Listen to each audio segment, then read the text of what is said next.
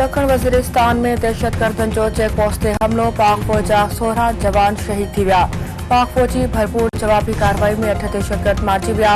ISPR जो चवणु आहे त ॾखण वज़ीरिस्तान में दहशतगर्द ऐं सिक्योरिटी फोर्सिस ते हमले जी कोशिश कई। फायरिंग जी ॾिवट में पाक फ़ौज जा 16 जवान शहीद थी विया। पाक फ़ौज जी भरपूर जवाबी कार्रवाई में 8 दहशतगर्द मारिजी विया।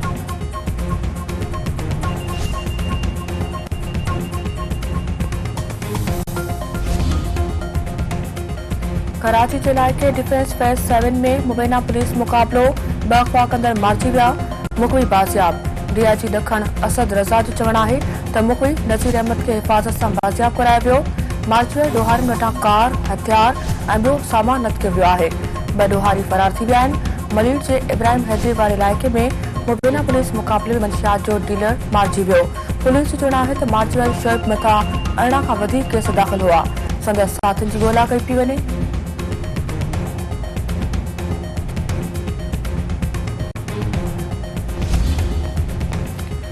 टुल वेझो ॻोठ फज़ल इलाही बंगलाणी में पाणी जे वारे ते वियल नौजवान मुबैना तुरख्वा। वारसनि जो चवणु आहे त हथियारबंद हथियारनि जे ज़ोर ते मुजाहिद लाशारी खे अगवा करी विया। पेरा जमाली बेले में गुम थी विया।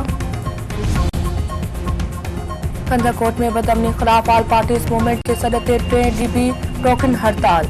शहरी ऐं वापारियुनि तरफ़ां कारोबारी मर्कज़ बंदि रखी एहतजाजी रैली ऐं मुज़ाहिरो। अॻवाननि जो चवणु आहे त बदअमनी सबबि शहरी मुकमल तौर ग़ैर महफ़ूज़ बणिजी विया आहिनि। अगवा, क़तल ऐं फुरलुट जे वाक़िअनि बावजूद पुलिस ॾोहारियुनि ख़िलाफ़ कार्रवाई न करे रही आहे। ऐं पाकिस्तान ऐं ॾखण अफ्रीका विच में 3 ऐं आख़िरी मैच थी रही आहे।